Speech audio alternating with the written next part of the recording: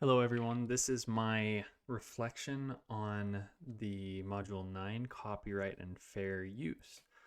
This is something that I've actually learned quite a bit about previously, so it was quite interesting to learn it from an education standpoint because I had heard a lot about it on YouTube from lots of different people who recorded on YouTube in the past regarding usage of music and ability to um, be more adult in their videos versus keeping things safe for usage, and also having music and things for particular properties and things like that. So it's a very interesting thing, and I actually enjoyed learning from this chapter. So regarding the most surprising areas of breaking copyright laws or not meeting fair use criteria.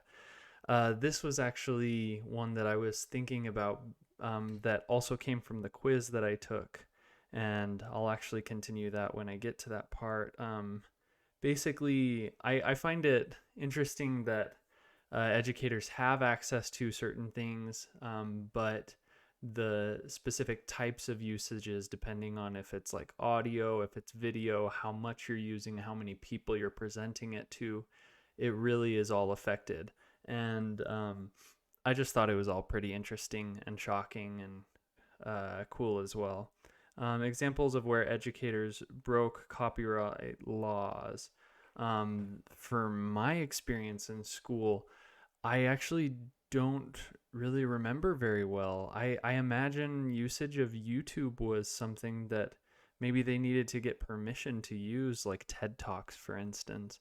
I'm not quite sure what the availability is for TED Talks, but we use TED Talks constantly in my school, and so I imagine there might have been issues using that. Um, also, for the most part, I feel like my schools had always been very careful with what they showed us. They would always have signatures needed to be able to see certain movies, and they would often resort to paper in the classroom. And so it wasn't as much using other people's content for videos because we didn't do as much videos, I guess, when I was in school.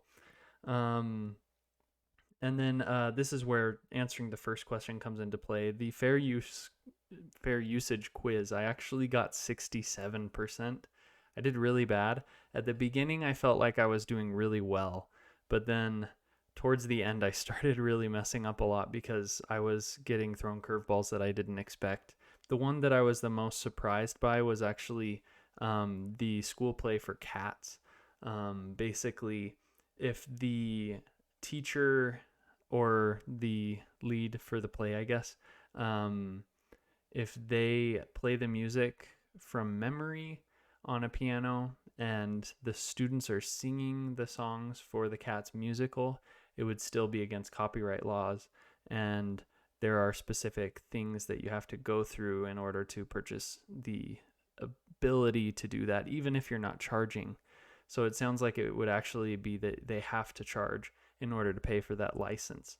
So that was very interesting to me. I found that copyright is something very interesting in general. I remember a little while back on YouTube, there would be situations where YouTube people would get copyright strikes for even humming the tune of a song to something. And that is where I think it's a little much and needs to be fixed, because if you can't even create the tune of something but on your own with a different instrument, I feel like that's working on it in your own way and changing it in a respectful way.